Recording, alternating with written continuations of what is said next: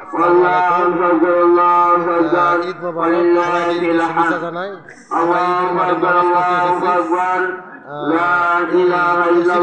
পবিত্র মাহে রমজান মাসে মাঠে নামাজ পড়তে এসে সবার জন্য দোয়া করবো, দেশের জন্য দোয়া করবো, দেশ যেন শান্তিতে থাকে, আল্লাহ যেন সবাইকে ভালো রাখে, সবার জন্য দোয়া করবেন, সারা বিশ্ববাসীর জন্য দোয়া করবেন।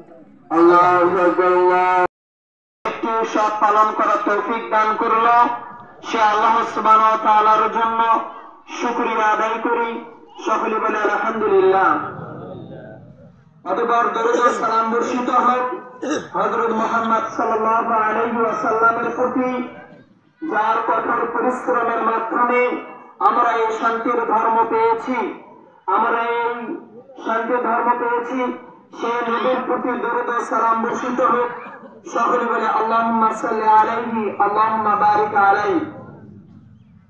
সম্মানিত উপস্থিতি, আমরা জানি যে মুসলিম জাতির দুটি উৎসব রয়েছে। তার একটি উৎসব হচ্ছে ঈদুল ফিতর, আরেকটি হচ্ছে ঈদুল আযহা। ঈদুল ফিতর এবং ঈদুল আযহা এই দুটি সুন্নাত পালন করা রাসূলের সুন্নাত।